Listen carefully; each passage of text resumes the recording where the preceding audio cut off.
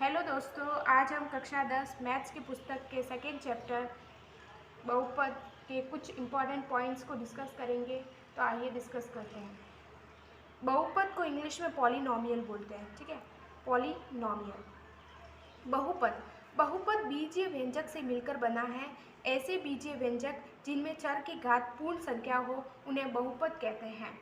यानी जो बहुपद होते हैं वह चर और अचर यानी बीजीय व्यंजकों से मिलकर बना होता है। ऐसे बीजीय व्यंजक होते हैं जिनमें जो चर होता है x y z a b c. ठीक है, तो ये जो चर होते हैं कि घात हमेशा पूर्ण संख्या होती है। पूर्ण संख्या होल नंबर 0 1 2 3 अनंत तक होती है।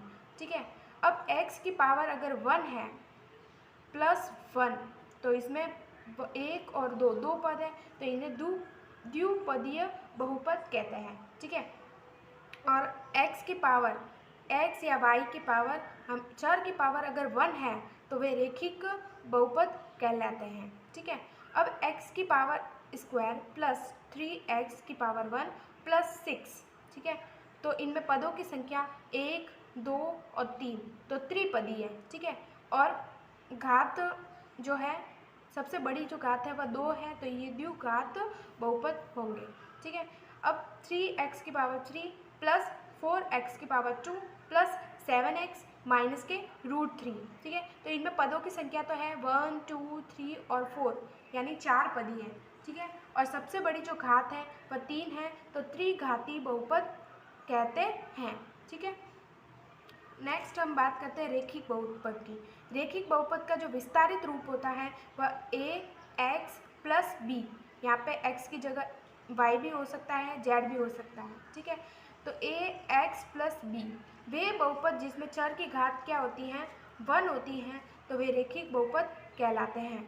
उदाहरण के लिए a की जगह हम 5 6 7 कुछ भी लिख सकते हैं, वास्तविक संख्या लिख सकते हैं। तो 5x की पावर 1 प्लस 7, तो इसमें पावर कितनी है 1 है, तो ये रेखिक बहुपद हो गए। घात कितनी है 1 है, तो ये रेखिक बहुपद हो गए।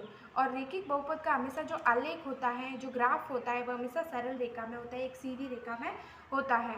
द्विघात बहुपद। ठीक है, अब द्विघात बहुपद x की power 2 plus B X plus C, यानी चर की जो उच्चतम घात होती है वह 2 होती है, तो वे क्या उन्हें द्विघात बहुपद कहते हैं। ठीक है, जहाँ पे a का मान जो है वह 0 नहीं होना चाहिए। b और c का मान 0 हो सकता है लेकिन a का मान 0 नहीं होता है, और a b और c जो होती है वास्तविक संख्याएं होती हैं।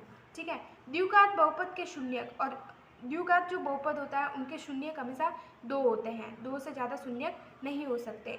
और द्विघात बहुपद का जो आलेख होता है वह परवलय या यू आकार में होता है। ठीक है, इसके हमेशा 2 शून्यक होते हैं, या तो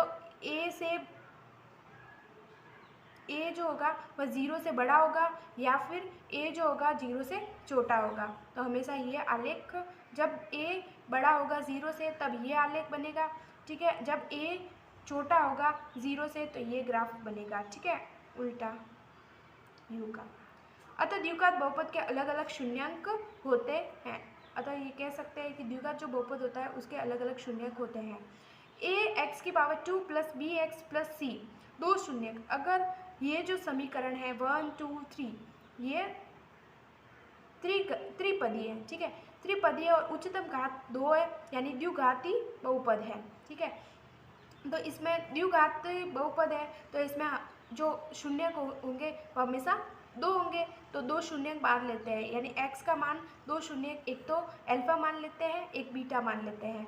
तो x माइनस के अल्फा इंटू एक्स माइनस के बीटा, ये गुणनखंड का रूप हो जाएगा। जब इनको गुणा करेंगे तो हमें ये समीकरण प्राप्त होगा। ठीक है, इस प्रकार ये द्विघाती बहुपद होते हैं। शून्यक और गुणांकों में संबंध। ठीक है, नेक्स्ट पढ़ेंगे शून्यक और गुणांकों में क्या संबंध होता है। तो अगर अल्फा प्लस बीटा बराबर होता है -b/1 के, b जो होता है वह x का गुणांक होता है और a जो होता है हमेशा x² का गुणांक होता है। तो अल्फा प्लस बीटा का मान जो होता है -b/a होता है, और अल्फा इंटू बीटा का जो मान होता है हमेशा c/a, c यानी अचर पद बट्टे a में होता है। ठीक है। ठीक है, आज के लिए बस इतना ही। नेक्स्ट जो इम्पोर्टेंट पॉइंट्स बचे हैं वो कल की क्लास में डिस्कस करेंगे। Thank you.